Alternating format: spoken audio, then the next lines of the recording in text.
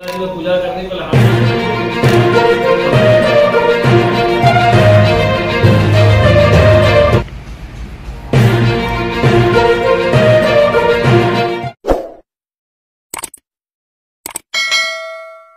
कोतवाली में 2 दिन पूर्व जो 8 तारीख को सुनीता देवी हैं, 65 साल की करीब इनकी उम्र है और पीट बाजार में रहती है। इनकी गुमशुदगी इनके बेटे द्वारा लिखवाई गई थी जो गुड़गांव में कार्यरत हैं, और इस गुमशुदगी लिखाने का उनके द्वारा बताया गया कि उनकी माता जो है प्रातः जो है अचानक से चली गई थी, लेकिन दोपहर तक वापस नहीं आई है। सूचना पर वो गुमशुदगी लिखाने वहाँ से आया और उस पर गुमशुदगी लिखवाई गई।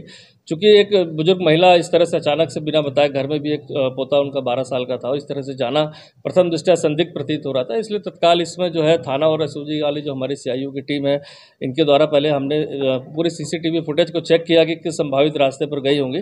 उसमें एक ई रिक्शा से जाते हुए वो दिखी वहाँ पर, और उसमें एक व्यक्ति भी दिखा साथ में।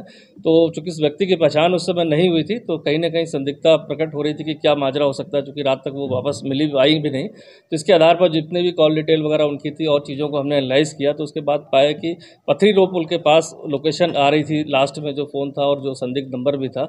इसको देखते हुए हमने सीसीटीवी फुटेज के आधार पर ई रिक्शा चालक को भी ट्रेस आउट किया। उससे पता चला कि उसने एक बुजुर्ग महिला और एक व्यक्ति को जो है पथरी रोड पुल के पास छोड़ा था, और इससे इस घटना में लगा कि कहीं ना कहीं कोई अनहोनी की बात है। और उसमें वसीम नाम के जो व्यक्ति को उस पर पूछताछ के लिए जब इसमें संदिग्धता के आधार पर पूछताछ की गई, तो सारा घटनाक्रम खुला कि वह पूर्व में उनके यहाँ पर पताई का काम कर चुका है और लगातार बीच बीच में काम करता है। कुछ दिन पूर्व उसने इसी काम के बहाने उनके यहाँ से ज्वेलरी को चोरी कर ली थी, जिसका शक सुनीता देवी जी को उनके ऊपर हो गया था, और जिसके बारे में उनका कहना था कि अगर नहीं बताएगा तो पुलिस में शिकायत करेंगे। इस घटना को बचने के लिए उसने एक कहानी रची कि एक्चुअल चोर के बारे में और किसने चुराई आपकी ज्वेलरी, इसको एक बाबा बता सकते हैं और आपको अगर आएंगे तो वहाँ उनसे मिलवा देंगे।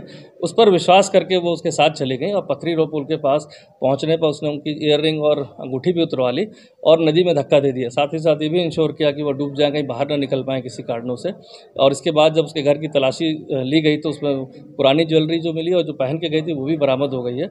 अभियुक्त ने पूरी घटनाक्रम को इसमें कबूल किया है कि चोरी का इल्ज़ाम, मतलब चोरी से बचने के लिए कहीं वो जेल ना चला जाए, उसने हत्या को अंजाम दिया था।